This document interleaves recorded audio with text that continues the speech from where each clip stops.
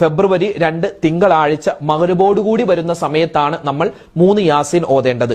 പിന്നെ ചില പണ്ഡിതന്മാരുടെ അഭിപ്രായ പ്രകാരം ബറാഅത്ത് രാവിന്റെ അസറിന് ശേഷം ആണ് 3 യാസീൻ ഓതേണ്ടത്. അതായത് ഇനി വരുന്ന ഫെബ്രുവരി 2 തീയതി തിങ്കളാഴ്ച അസറിന് ശേഷം നമുക്ക് യാസീൻ 3 വേണമെങ്കിൽ ഓതാം.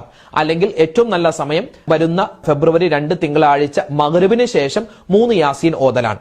3 യാസീൻ ഓതുമ്പോൾ ഏതൊക്കെ നിയ്യത്താ വെക്കേണ്ടത്? ഒന്നാമത്തെ നിയ്യത്ത്, അല്ലാഹുവേ എന്റെ റിസ്ക്കിൽ നീ വിശാലത തരണം. റിസ്ക് എന്ന് പറഞ്ഞാൽ എന്റെ കുടുംബം, എന്റെ മക്കൾ, എന്റെ ഭാര്യ, എന്റെ ഭർത്താവ്, എന്റെ വെള്ളം, എന്റെ ഭക്ഷണം, എന്റെ വസ്ത്രം, എന്റെ കച്ചവടം, എന്റെ വാഹനം, എന്റെ വീട്, ഇതെല്ലാം എന്റെ റിസ്ക്കാണ്.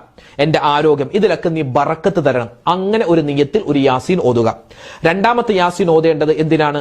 നമുക്ക് ആഫിയത്തുള്ള, ആരോഗ്യമുള്ള ദീർഘായുസ് കിട്ടണം. വെറും ദീർഘായുസല്ല, ആരോഗ്യമുള്ള ദീർഘായുസ് കിട്ടണം. അതിനുവേണ്ടി ഒരു യാസീൻ. മൂന്നാമത്തെ നിയ്യത്ത്, നമ്മുടെ ആഖിബത്ത് നന്നാവണം, നമ്മുടെ അന്ത്യം നന്നാവണം. അതോടൊപ്പം തന്നെ മരണപ്പെട്ടുപോയ എല്ലാവർക്കും വേണ്ടി നമ്മൾ ഒരു യാസീൻ ഓതും. അപ്പൊ അങ്ങനെ 3 യാസീനാണ് നമ്മൾ ഓതാറുള്ളത്.